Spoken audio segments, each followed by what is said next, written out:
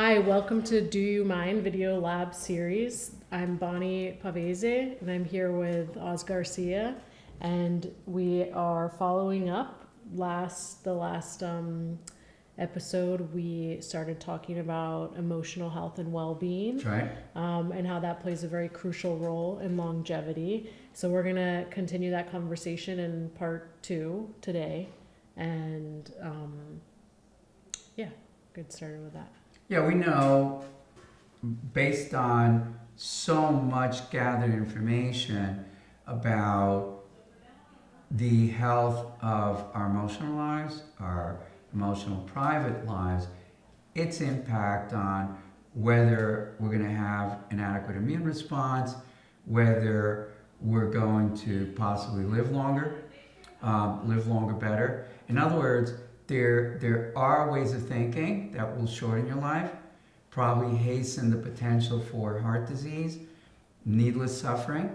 So I think the important thing in terms of what you and I are talking about here and certainly today is what are the things that should be on people's minds besides, let's say, just mainstream psychological ways of dealing with the concerns, like just talk therapy, right? Yeah, which we talked a little bit about in part 1. Correct. And we kind of left off on SSRIs, whether they're good for us or not. Or I guess the better question is, when is it like a positive to take them versus when it's not? Correct. Even for many women that suffer from severe PMS, right, or now it's called premenstrual dysphoria, that they will prescribe low dose Prozac, and oftentimes that becomes then long-term use of Prozac, and so yeah, there is a potential for abuse. Oftentimes there may be complex concerns with a person's biology, that there are imbalances, that maybe the solution would be, can you deal with the imbalances before you go into an SSRI? There are people that may be dealing with the imbalances. They actually eat well, they're doing everything properly, they do work out, yet they're dealing with depression, right? And I've seen often enough where the use of an SSRI, my family, for my mother, I saw how well she responded to Prozac, and there's a role for that. Now, I suspect that as you and I learn more, and I'm saying this just generally culturally, over the years, we're finding so many paths to actually alleviating depression, anxiety, that doesn't require the use of a medication. Right. Right? So even the microbiome, we know that the microbiome itself, the bacteria in our colon, that should be skewed a certain way, can determine your states of mind, your moods. Yeah. Right? So there are whole families of probiotics that alleviate depression, Brian. Right? And at least the record shows that. It's not necessarily a quick hit. You're gonna be using them probably indefinitely, maybe the rest of your life. But along with that, the lifestyle changes, and maybe inside of that, in addition, doing great talk therapy, like CBT and so on. Yeah. I think that's sort of always been the prescription, right? Talk therapy and an SSRI to get out of depression. But now I think what we're seeing is because of technology, the world's moving at such a fast pace. There's a lot of alternative forms of therapy now, because it seems like not everyone wants to go that route, or they've tried that route, it hasn't worked. That's Medications correct. make them feel worse. Right. Or I also think sometimes that's depending on the mental health, like they think that, but it's not necessarily the case, right? It's kind of like when you're already in a mental health state, it's very hard to wrap your head around, like, okay, I need to take this medicine in order to feel better, right? And Correct. it probably is making them feel better, but it's this whole psychological issue I found with people I know that have mental health issues. And then I've also, on that same note, I've always also thought it's really a choice whether you take this or not. And I've seen people who really are chemically imbalanced that if they miss their medication for more than a few days, their personality changes. Sure. And they're not able, they're very dysfunctional. Well, it could be two ways. I mean, if they were dysfunctional and the medication kind of made them functional, like authenticates the person, then we're real clear that there is a chemical problem. Yeah. There is a chemical imbalance, there's a neurotransmitter And these are imbalance. that's usually genetic. Yes. Yeah, that's very not an much so. environmental cause Correct. of depression. Yeah. But there are other causes of depression that are sources in the brain too, that are becoming much more transparent now. Right. As we understand how the brain works better, or how the brain isn't working as it should for many people. So then you've got agents in the environment, right, outside of your genetics, the epigenetic environment, that are going to possibly trigger that problem for the worse. It's just going to amplify it. Yeah. Right? And that's where I think this conversation is really important. Yeah. Right? I think like determining what your cause of your depression or your mental health state is, because it's easy to kind of go in and out, right? To go in and out of a state of anxiety, a state of depression, into a state of content, balance, right? It's always like life's always about finding a balance, and sometimes that balance is, you have to like redirect it. And I think it's really important and valuable to look at what it is that's causing that, or what the root cause is, right? And from there you can kind of determine what type of therapy is best suited for you, or if it's something that you're dealing with that does seem to be chemical, ongoing therapy in terms of always searching for something new, right? To test and to try and see, okay, that worked now I'm going to try something else. That's also a valuable way to address no question about it. And it may be that you find yourself kind of painted into a corner, so you're going to go see a really good psychopharmacologist. Maybe the path is get on an SSRI, right? And then while on that, looking at all the other ways that you're going to address this particular concern. Exactly.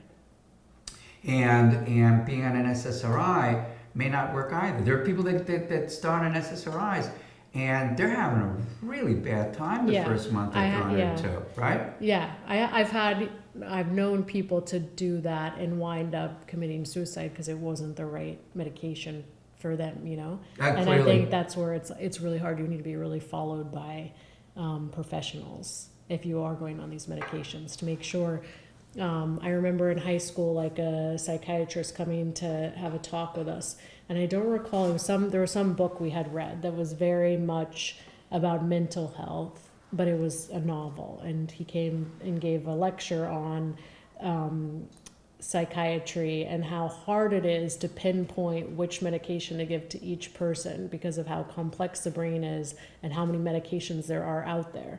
And then I remember at the similar time, it was like Oprah had come on TV talking about, the famous episode with the 20 people on Prozac who had made their life great and made it better, and the 20 people who made them half the women ended up in jail and whatnot. And just having experiences of watching people I know in my life go through that basically, and also learning about this at the time, I think made me really aware of not wanting to ever go on an SSRI, instead seek alternative forms of therapy.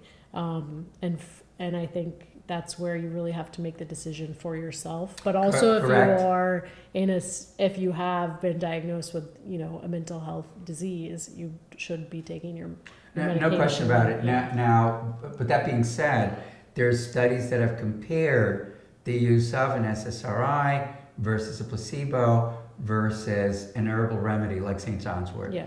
And one particular study, which came out quite a while ago, and you would think that there would be greater public currency about it, indicated that the individuals on the placebos were getting an equivalent result to those that were on the Prozac, and possibly better.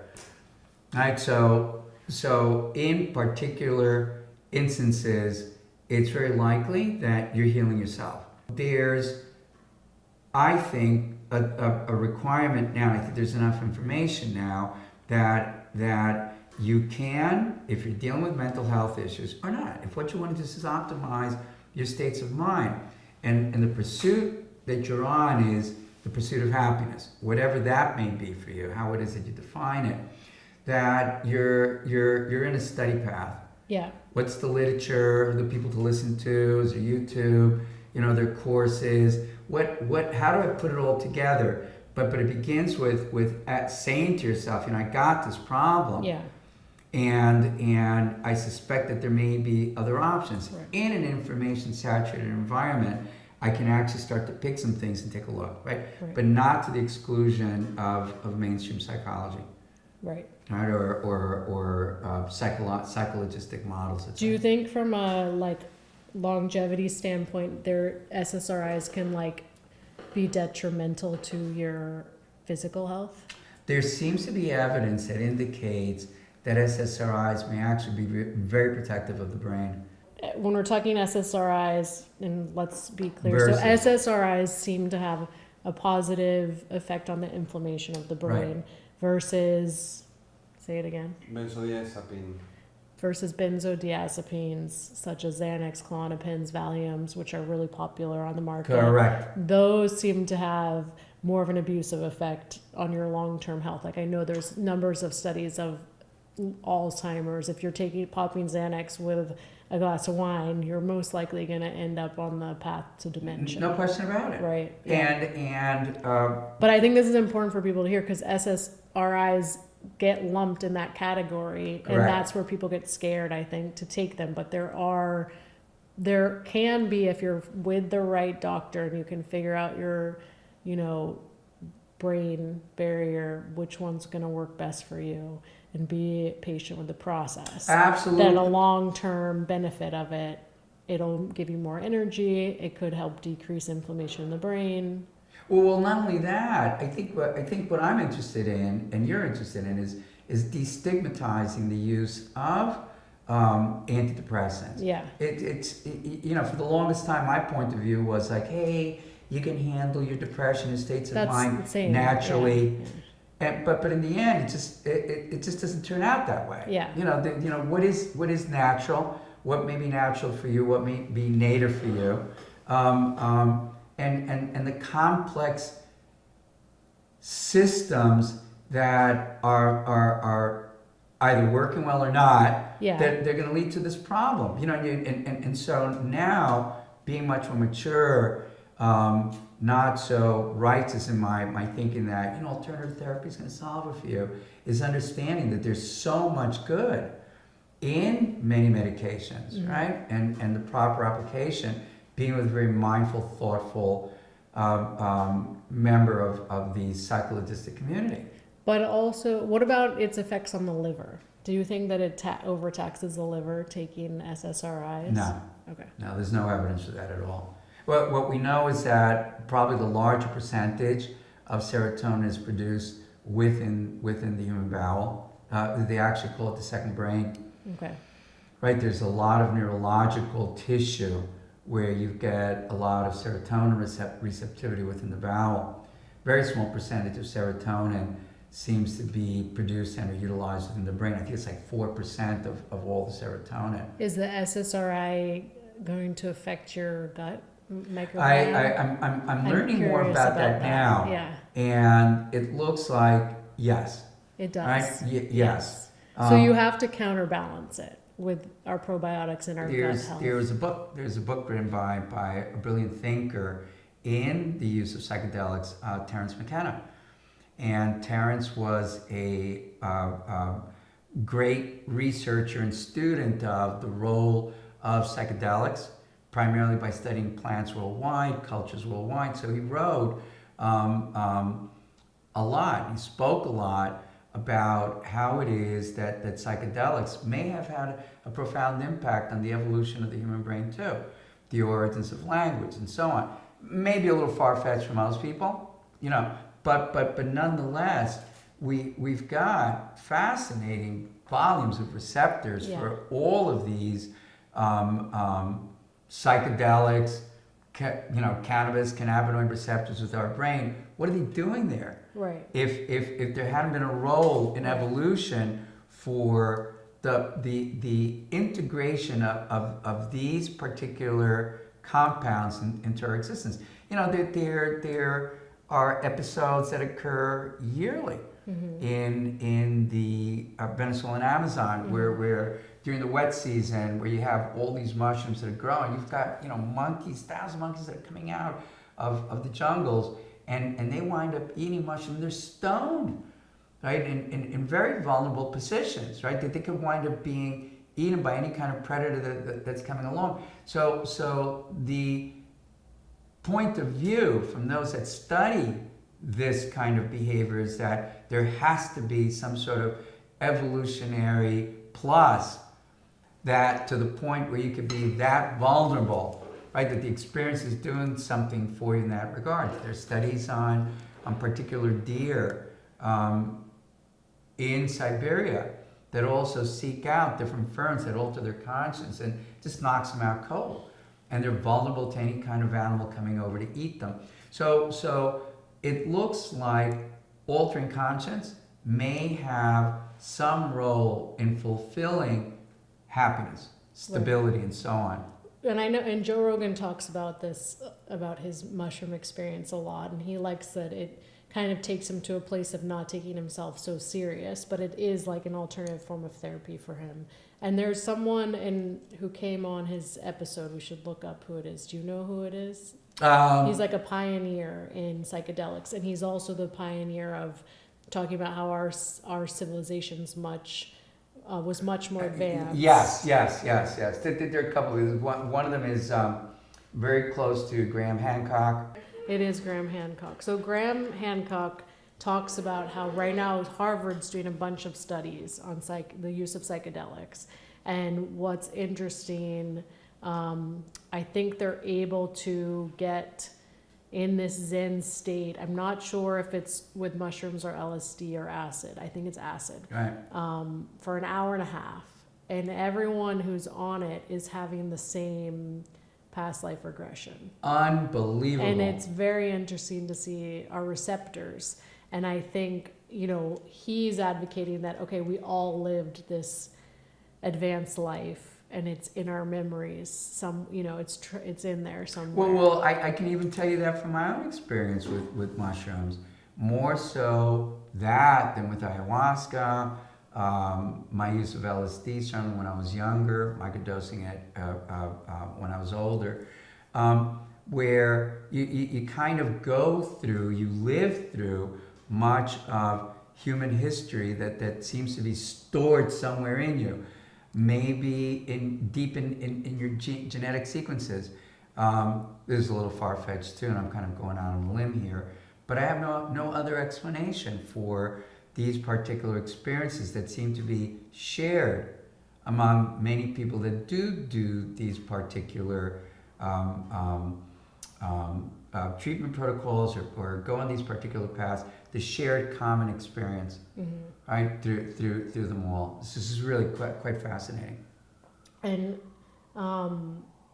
tell me a little bit about, I know you did the ketamine series, right? Right. Let's walk me through that process, and when did you do that, and what led you to do it? And I think, as you told me, that was like one of the best alternative forms of therapies you've done, that you really felt a benefit from it. I absolutely loved it, and it did speed up. You know, to be frank, I was going through a breakup at the time, and I had read about it was a pretty dramatic breakup, you know, for me, and I was very, very disappointed that things had come to an end after quite a while.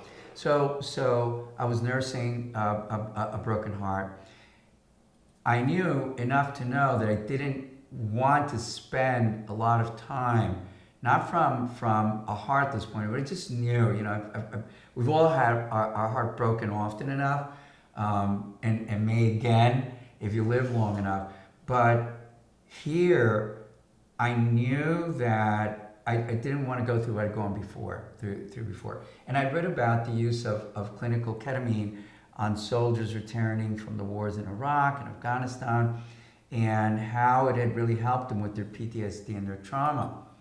Found a guy, Dr. Glenn Brooks here in Lower Manhattan, who's an anesthesiologist, and at that point they'd already taken several thousand soldiers through the use of clinical ketamine.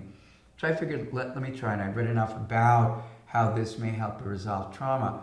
Boy, did I learn about resolving trauma. At the beginning, I wasn't really quite sure, but the more that I would do it, the more that I could figure out, anytime that I was in a clinical experience under ketamine, I could figure out how to follow the kind of arc that would lead me to kind of unplug from a traumatic moment.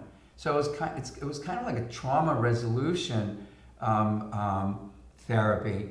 And the neat thing is that the wonderful psychedelic side to it too. You know, the wonders that are occurring to your brain while you're on ketamine, the wonders that are happening in terms of what you're visualizing. And same thing there. I found it to be a very archaic experience. Oh, where's all this information coming from? But absolutely lovely. Allowed me to deal with the consequences of the breakup in a more timely manner, rather than a year or two of like, oh my God, and nursing a broken heart, and never gonna have this again. All of that just kind of came to an end. And I understood really well why things occurred and why the emotional investment in terms of crying over spilled milk wasn't going to be worth it. Yeah. And tell me, like, what was the process? What was the actual experience? All right, so let's walk it through. The logistics. Someone who's interested in this, you know. Now it's going out in so many different forms. I mean, I suspect that there's going to be a higher degree of regulation on the use of ketamine in the way that it's often being recommended now therapeutically, which is you can take a lozenge, do it at home, communicate with your therapist through Zoom. I was really fortunate and I loved the live experience.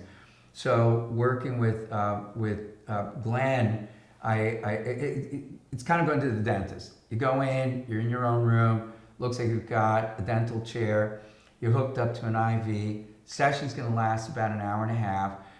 Typically, I would bring a blanket, bring my own music, my own dark out mask, and you can feel as the ketamine's coming in, you can already feel yourself going. It's like very quick. Very, very, very quick. Yeah. It just comes down very quickly. You just go on. Like seconds or minutes? I would say minutes. Yeah. And typically, you begin to disassociate very quickly, which is one of the more powerful things that occurs on ketamine. You disassociate enough even from your own bank of trauma, so that while you're under the influence of ketamine, you can kind of step back from yourself enough so you can look at what's going on, right? And so that distance from being judgmental, self-judgmental, judgmental of others is what I think is the wonder. You know, and plus it also kind of moves you into this euphoria. Would you say it like removes your ego? Yes. Yeah. Yeah, I would say all psychedelics do. Yeah. The disappearance of the dualism in us, right? The public you and the private you, all that's kind of just melted away. And you're just kind of in being. Ketamine gets you there really quick. And you're out pretty quickly. An hour and a half later, you're out. You kind of reintegrate as best as you can. Typically what I would do is have my water, I spend a little time by myself, and then go get an Uber and go meet friends for dinner. So that's why I love ketamine. You can be in and out of the experience very, very quickly, right? Yeah. And just get back to work on the next day and so on. So let's talk about microdosing mushrooms a little bit more. So I know there's sort of a protocol process in which to do it, like you just Correct. said, ketamine. So how many sessions of ketamine did you do in total? I probably did over several years, more than 40. Oh, okay. When I think about it. But how often would you do it? Well, What at was the beginning, increments? the recommendation, and it may vary from which group of therapists that you're working with, but I went with the recommended way at that point, which is to do 2 weeks in a row, right? Every day for 2 weeks. 2 weeks in a row. And that was pretty intense. And then tune-ups of every week I would do one. Then finally it was like every 2 or 3 weeks I would do one. And it would always bring me back right away to that point where I knew how to get into what I needed to solve that concern there. So as I learned more about how ketamine works, I was able to dictate more which way I wanted my session to go. Right. It's still very random, but I went in with my agenda and had a good idea of how to put my music together. So yeah, you're a lot more in control. Yeah. I can't say the same thing is true for, let's say, ayahuasca or microdosing often. Look, there's a potential for abuse too. Yeah. Right? And I think that these are not now, after years of experimenting in this arena, ends in and of themselves. In other words, you can't just rely on this. Correct. Yeah. But it kind of gives you a jump start into separating yourself from the anxiety and depression caused by trauma. To my point, the Yeah. disassociation. Yeah. Being able to step back Yeah. and see it outside of you. But eventually you have to stop. Like it's something to do. And I know also with the microdosing, they say when you're first starting out, you should do like a 10-week process where every third day you're taking it. And then Correct. pause a little bit. And then if you want to do it as a daily thing, I know some people like are replacing their Adderall with their mushrooms. You can do that, but start with a 10-week process and then see how it's, isn't it sort of redirecting the neurons in your brain? So it is a chemical process over those like 8 to 10 weeks of very much seeing how that, how you're processing information. Very, very much so. Again, it brings you back to the point of being an observer of your own experience, right? Which is one of the desired results if what you're looking to do is go into this altered state of conscience, right? And for enough people, there appears to be sufficient evidence at this point, the MAP study and so on, looking at how this approach, the use of psychedelics, is solving trauma for hundreds of thousands, if not millions of people worldwide that have been working in this area, but both historically and now more often, with changes within the culture that 20 years ago you would have been arrested for this stuff. But I'm also curious to know, like, how does this stuff affect someone who has, maybe like drug addictions, like alcohol addictions, they've been in AA, and then they're curious to try this. Like, I'm curious to know, how does that affect someone like that, who they kind of get fixated on, oh, this is really what I need to do to solve my trauma. Is it just a replacement for the alcohol? Or do you think it is really benefiting someone who the alcohol, was created by other mental health stuff? So this is something that maybe actually they could benefit from. Well, if it's breaking the trauma chain and it's evident to you and you're already on a path and this is, and you're committed to this, there are studies that seem to indicate, for instance, that certain approaches using psychedelics, ibogaine, for instance, seems to have great success with people that are alcoholic or abusive with alcohol. And they're able to do it in a way where they don't get hooked on correct this new drug. Yeah, and again, you want to seek out like a clinical form of using drugs. Correct. You definitely want to be in a clinical format doing any of these approaches. I can't advocate for that enough. Being able to trust the process, the individuals that are trained to actually deliver the goods, so to say. You want to be not concerned with the asset that you're using, right? And the environment in which you're using it in. So you need to be well educated, working within a well constructed program so that results are also measurable Right. in that regard. Are there people, when they're doing this clinically, who are paying attention to those symptoms and signs and would say you can't do this? Oh, of course, no Yeah. question about it.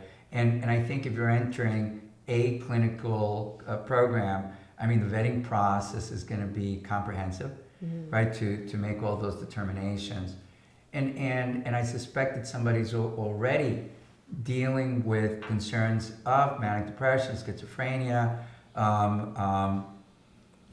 even things like OCD. I mean, they're already getting the kind of counseling where you would think that if the counselor, whoever it is that they're working with, is aware of the benefits of going this particular route, and there may be benefits, you know, that it may be taken up on an each person's unique approach, but generally speaking, I'm not clear that that's going to work for people that have that kind of diagnosis. Right. And I'm not clear on that, and I certainly don't want to talk to that at this point. This is something that you and I should probably look into a little bit more too. Yeah, I think we should.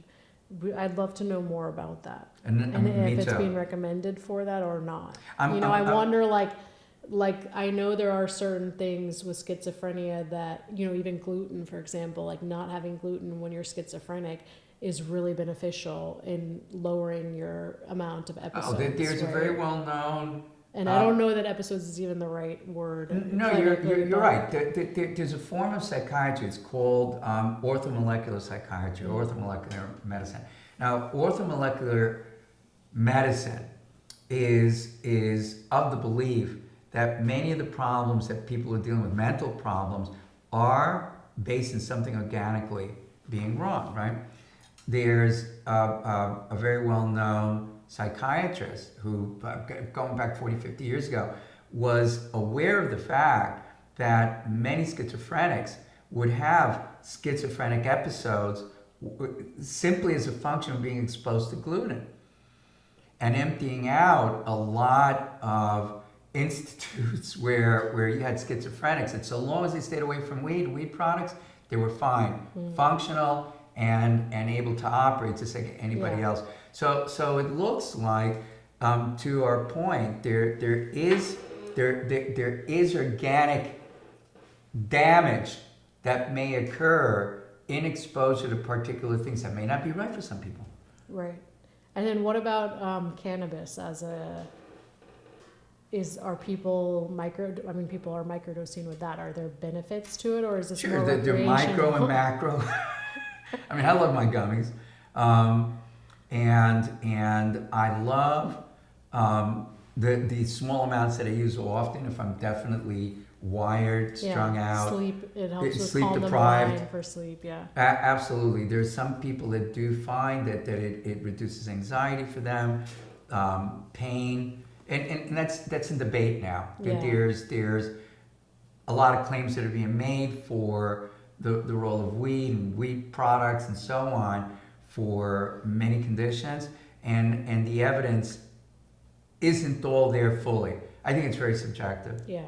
But we're finding out a lot of people will do well with a little bit of indica and low dose THC, and it seems to relieve their anxiety really well. They sleep better. Which I think there's sort of this conundrum or polarizing topic in how does alcohol and weed affect the brain, the health of the brain, but at the same time, if it's helping resolve your anxiety, it's, helping the brain at the same time. Well, so there's this conundrum of being sober to reduce the amount of holes in your brain. Correct. Being sober, not taking weed or alcohol. But then there's this other side of it of people can live a long life utilizing it in moderation, where it's helping you and it's benefiting you because it's decreasing your amount of anxiety. Well, curiously enough, weed appears to actually increase BDNF, which is something that runs through much of our conversations, brain derived nootropic factor. And it's actually helping you build a better brain, right? That's part of how cannabinoids work when they're being used properly. Alcohol is just going to burn holes through your brain, right? So yes, it may give you some relief from your concern for a while if you're pursuing alcohol as a means of alleviating your anxiety and your depression, but it's just going to come back worse, right? And I think that given what we're discussing and all the literature that's coming out, and I'm actually having dinner with somebody who's a leading thinker in psychedelics on Monday. Once I do meet with him, we should probably have this would be a great guest for us to have. And I'm aware that as you look historically at the use of plant-based compounds, psychedelics, cannabinoids, as opposed to the use of alcohol, you've got very different cultural events that have occurred historically. You know, with the rise of alcohol came the rise of European, I'd say warlike instincts, and as opposed to what we now know is if men are exposed to a little bit of cannabis on a regular basis, it seems to tone down aggressiveness, right? You just think about the 60s and men being somewhat feminized, right? Like being in touch with their feminine side, growing their hair long, wearing flamboyant colors and so on, and being, to the extent that there was anything redeemable at all about that era, was remembering how it is that cannabis may have played a role in actually diffusing these particular temperaments, within human culture, within our species. Okay, so I want to touch on also hypnosis and past life regression. Sure. As we're moving on. There's a couple different things we can do, to kind of like open up our minds when you're having. For example, I was having repeated anxiety related to health. Okay. I had because I'm a type 1 diabetic, and that's probably a trauma from being 6 years old and not fully understanding everything I was going through. I definitely, whenever something would arise in me that was sort of a new issue, it created an immense anxiety around health. I get it. And so my someone I do want to have on as a guest who is great with Pilates and breathing and how important that is. She also does hypnosis and past life regressions. Terrific. And for me, through that experience, which was a very visual, vivid experience for me, and living this, other life, and the messages I took from there, at the end of it, we went into the subconscious mind around health and sort of asked these questions while I was in this state of hypnosis. And so the beginning was really this past life regression. And then from there, and through the past life regression, I think I took messages of, okay, in that life, I died of a heart attack very young. I had a life where I didn't have a lot of freedom and choice. And this is a life where I have a lot of freedom and choice. And this maybe deep-rooted fear of dying young from a heart attack was something I didn't want to address. That's what came up. I would agree. Yeah.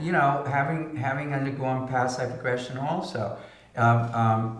Whether these lies are true or not, the fact that it lives within us as though it were true, and there are lessons to be learned. I know you've also done your own too. Yeah, and I won't get into it now, but you bring lessons from those lies back here. There's so much that's revealed, and hypnosis was what got me there. Working with somebody who's this is what she did for a living, psychotherapist. Licensed hypnotist, actually in a form of hypnosis called Ericksonian hypnosis, which I love and we can talk about at another time. The subject matter deserves more in terms of what you and I can add to it, besides what we're talking about today. But it's now coming back all over again, different than some sort of party trick, right? Or some sort of going to a theatrical experience in Vegas. The rise of clinical hypnosis all over again, and finding how many things come of that are terribly beneficial, right? So I would add that to probably the list of the checklist of things to be explored on the way to dealing with my depression, dealing with my anxiety. Yeah. It's a form of self-care. Very much so. And I think this whole episode is about finding self-care that works for you. Correct. Whether it be more clinical or more abstract. Correct. But there's all these different opportunities out there that you can really seek. And something that, that you hear about that resonates with you from this, you should go and research more and find out more about people who are doing this in your neck of the woods. Recognizing in the aftermath that you can't start your day, even periodically, listening to news, right? It just throws you off. As strong as you may think that you are in terms of your character, you're still very susceptible. It's what's going on subconsciously. You've got the news in the background, and you don't know how it's setting you up to develop a point of view that's going to drive that day poorly for you. Yeah. Right? So that's why we were having a discussion. It's like I'm real clear now that I'm just not going to do that. Right. Right? Right. Better off waking up, reading a book, starting my day reading, having my music in the background, which is typically a habit that I've cultivated. Yeah. And then, music is great for mood lifting. And also, we talked about this before, gratitude journaling. Oh my God. Having your postmodern virtues. Correct. Kindness, humility. Those all seem to take you away from a place of misery and loneliness. Absolutely. And you're building a sense of community, being present. Correct. It's creating boundaries. That's right. Those are all things that are going to help keep you in the Zen lane. Very much. And remember that we were talking before about what happiness may be. So for me, and we've discussed this, is peace of mind, whatever that may be, right? If you're lacking peace of mind and you're just in the whirlwind in your head and you're the voice in your head just won't shut up about something, right? That there is no peace of mind. Yeah. And what I'm finding is, as I get older, and I'm interested in other things, the value system, that it looks like if you embody these practices, whether it's gratitude, kindness, humility, nobility, a mix-up of all of those, lovingness meditation, and so on, that these are things that bring you back to peace of mind. Yeah. Right? But you got to work it. You got to find the method, the path that's going to get you there, whether it's an app, whether it's a course, whether it's doing a Vipassana retreat. You've got so many options that will have a massive transformational impact on you. And I think that's what we're leading to and what we're talking about. What's gonna be transformative for you? Yeah. Now that we've talked about, our key talking points and the importance of living longer with mental health under control, the alternative forms of therapy, I know there's definitely like some supplements, nootropics specifically out there that can help. Instant happiness. Yeah. So to say. Or just help balance what's going on. Yes. I think it gives you a little boost, right? Like you've got to do these other things that are more complex, but adding the nootropics helps, right? It helps just maybe calm the cortisol. That can increase GABA. Yeah. Can increase serotonin through a different pathway. Can improve dopamine receptivity. If we're talking about brain waves, it can take you out of high beta, where you're just extremely anxious. Above that, you're in high gamma, and extremely uncomfortable. Almost like you're living in fight or flee continually. Like, how do you get off of those brain waves down to more of a monk brain, right? A much calmer state of being. And so there are nutrients that are called nootropics, from the Greek, indicating that these nutrients are good for enhancing intelligence. So there's a lot, again, of debate as to whether or not they work or not. That's not a debate that I'm inside of. I'm real clear on the role of many nootropics as are many individuals that recognize the value of nootropics for improving brain performance at every level. You know, short-term memory, long-term memory, discharging executive obligation extremely well, maintaining the health of the brain so that you reduce your risk of having dementia or Alzheimer's in your lifetime. And there are nootropics that, used in certain circumstances, seem to elevate your mood quickly. Right? You're just going downhill. Yeah. And you're not able to regulate yourself. One of them is a nootropic that was developed in Russia called Sealang. And Sealang is also a peptide, but it seems to hit GABA receptors very quickly when you use it, and improves your mood almost in a matter of moments, right? So if we're looking for alternatives to the use of anti-anxiety medication, I would say that approaching nootropics, approaching peptides with individuals that know the science and can actually coach you through it and coach you in terms of how to deal with any number of these concerns would be brilliant. Right? So I'm working with nootropics, again, at my age, that I think keep me at the peak of my intellectual capacity. And I'm really quite amazed. I'm amazed at the fact that there's been no deterioration in my thinking that I can think of. And which specific nootropics? There's one that I love, which is the grandfather of them all. It's called paracetam. There are different forms of paracetam. Paracetam is like the granddaddy of all nootropics. Certainly increases focus, long-term, short-term memory, communication between right and left hemisphere of the brain. One of the best nootropics is there, and curiously enough, it increases and improves alertness, for some people mood. So I like paracetam. I use it often, both in my day-to-day supplement pack, and then there's a version of it that we have which can be used in an IV too, right? So you just get this massive hit of paracetam.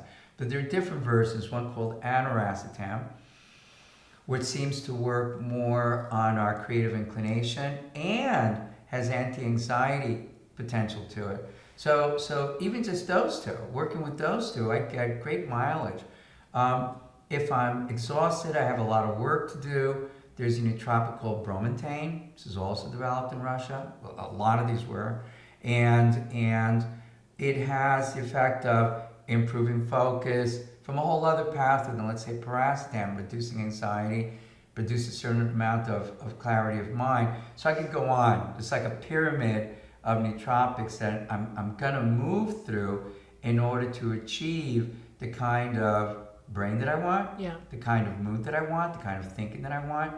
There are two nootropics / peptides that have a highly measurable effect on mood almost immediately. One is called Sealang and one is called C-Max. And these are available by nasal spray. But very quickly, they hit GABA receptors. GABA is GABA-aminobutyric acid. This has a lot to do with your mood and your states of mind, whether you're calm or not, or even happiness. These are probably great when you've like maybe come out of a surgery or something that's like a little bit more traumatic and you're stuck kind of laying and you can't get your body moving. So I feel like these would be good in that instance. Well, also if you woke up on the wrong side of the bed, like just, there's no accounting for it. Like, I'm just miserable this morning. It's dark out. It's Monday. It's raining, and you use a little bit of Sealang, and you're just like, what was that about? Yeah. Right. So that these nutrients exist and they're on the market, man, they seem to have beneficial effects also on the structure of the brain, like the production of BDNF2. So it looks like nootropics not only improve performance, but they seem to improve structure too. Yeah. Right? So some of them give you kind of two for the price of one. And we could elaborate. There are other ones, one called centrophenoxine, which improves intelligence in addition. Same thing, they're all coming at the brain from different paths, so to say. Alpha GPC, choline, different kinds of cholinergic nutrients and nootropics that increase choline within the brain, and consequently improve intelligence, focus, your ability to operate without the use of really powerful drugs often that in the long run may be damaging. Yeah. You know, I don't want to go into taking down things like Adderall. You know, that there are people that clearly benefit from that. Yeah. They may on an alternative path pursue some of the things that we're talking about. Right? I don't know what a lifetime of being on Adderall does to people. Well, we don't know yet, right? Like, correct. It's my generation is the ones that have started on Adderall. Correct, and iterations of that. It's people who are in their 30s and 40s who we don't have a long-term, study really. No, and now you have, Vyvanse is on the market. It's been around for some time, but again, I'm also curious to know if being on Adderall and you're predisposed to have bipolar or schizophrenia, if it creates the pathways to open those. Let's get an expert on. Yeah. That I'd be real curious about. I'm very curious to know. Well, I've seen individuals. Well, only because you hear from a lot of people who are advocating against Adderall.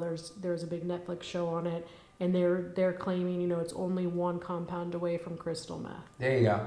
So then I'm thinking, okay, crystal meth causes a lot of these brain receptors to open up that these neural pathways that if you're predisposed for bipolar and schizophrenia, okay, it kind of opens those up.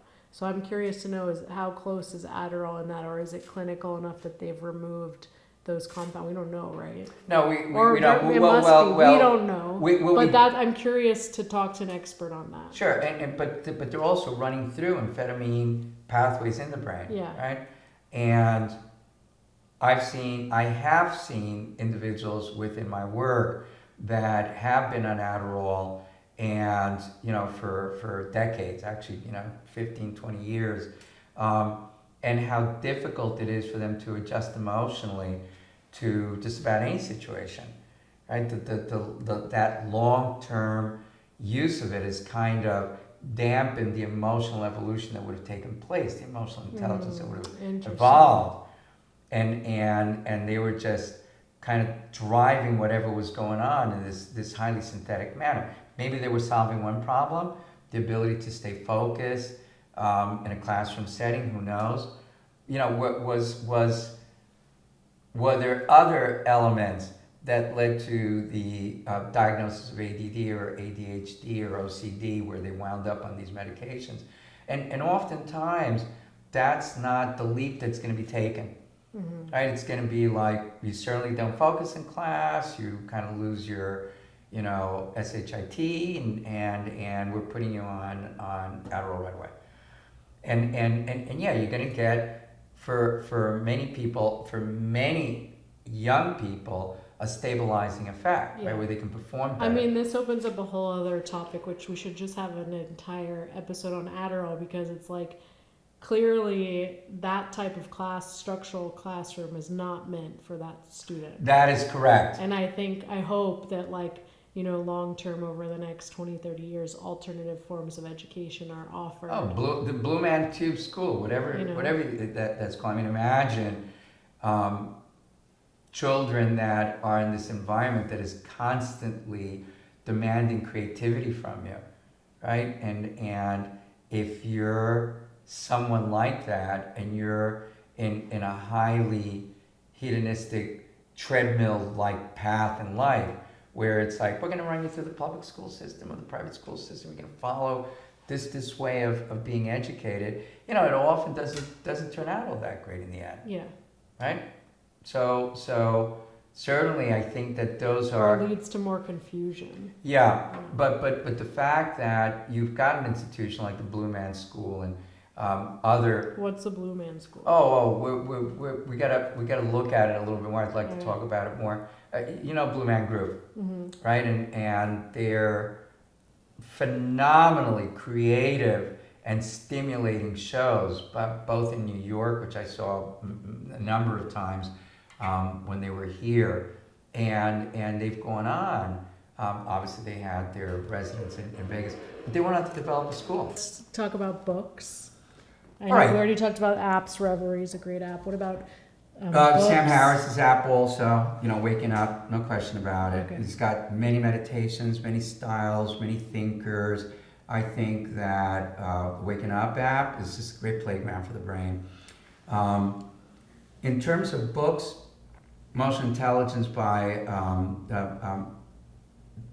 Daniel Goleman. Okay, so Emotional Intelligence by Daniel Goleman. I think The Science of Storytelling by William Shore, breathtaking. If you want to get a little bit more complicated and understand where did the voice in your head come from, the origins of conscience, and the breakdown of the bicameral mind. It's a little dense. Julian Jaynes, who was a psychologist at Harvard, phenomenal take on the evolution of the mind. And for great sense of humor, Unfuck Yourself. His body work is terrific. And then what about on psychedelics and nootropics? We have some good books there. And we'll link all these on the site. Terence McKenna's books.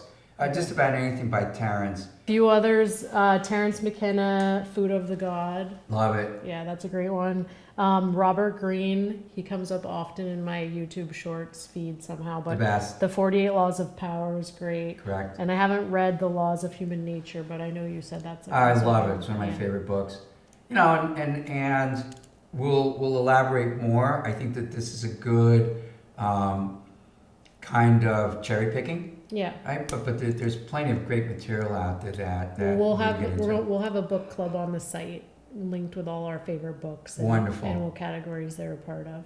But these are a good start for essential. Listening, Certainly emotional intelligence. So thanks for tuning in today to our talk on emotional health and the importance of it in living longer better. Correct. If you liked what you saw, subscribe below. Sign up for our newsletter, and we'll see you next time. Terrific. Thanks, Bonnie.